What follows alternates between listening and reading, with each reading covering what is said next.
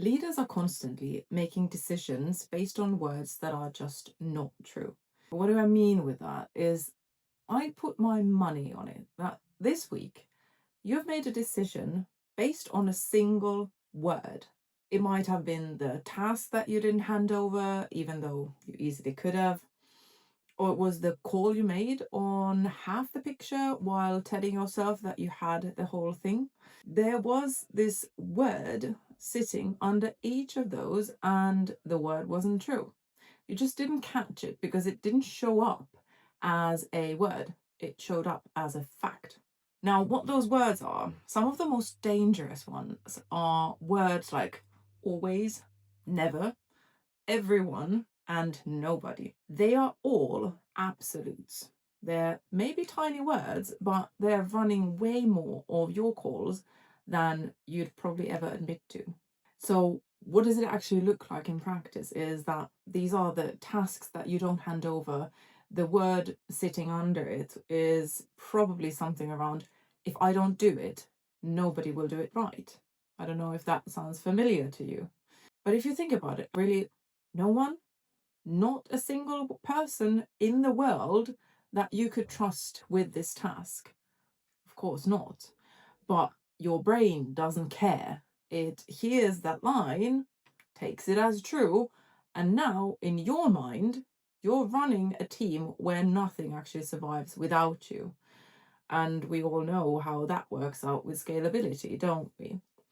So you're just stopping to hand things over and you pull back everything onto yourself. Just that the word was never true, but the decision it made for you, the task that you kept, for example, that was very real.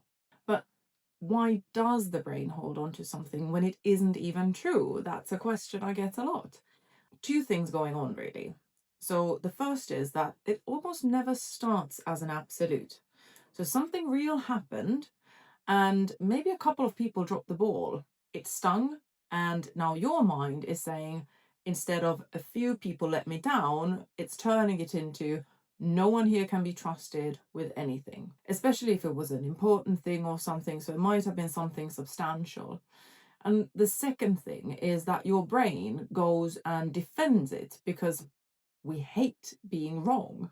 We love being right, and we have this confirmation bias in our mind. So anything that we believe, we will go and search for evidence. So your brain will be hunting for proof, and unfortunately, it is programmed to find it. So there might have been the missed deadline or the project that slipped. And meanwhile, the three people who just got on with it and did a great job and did everything as you wanted, maybe even better, you don't even register it because your brain is not looking for that. It's looking for evidence that nobody can do it. So you just file the positive outcomes and situations under doesn't count. So confirmation bias at its best, it really keeps the whole thing fed.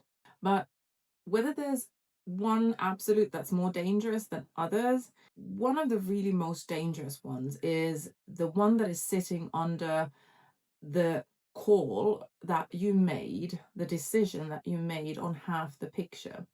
And there might be a sentence underneath it that you recognize when you get to a certain altitude, which is nobody ever tells me the truth.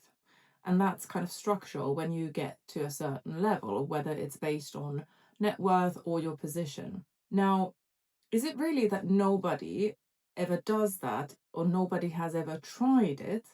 Because there might have been a few that tried it earlier, but they might have not loved the reaction that they got to it. And then they learned to stop. So you are now making your biggest decisions on half of the story. That half, the part that is safe to show to you. So, but what can you actually do about it? You just ask, really? Always? Every single one? Every single time? No exceptions? And I dare you to ask, name me one. Name me one time that that actually happened. And you'll notice that all of a sudden, no one becomes like, okay, three people, if I'm honest, or always turns into, well, it was twice. and the decision that you were about to make from this cartoon version of your team, then all of a sudden it's got somewhere better to go. So you're not nearly as stuck with your situation as you think you are. You're stuck with the sentences that you say about it, and you've never made a single one of them prove it. So the last big decision that you're sure was just good judgment, was there an absolute hiding underneath it? And would it survive you actually asking, really?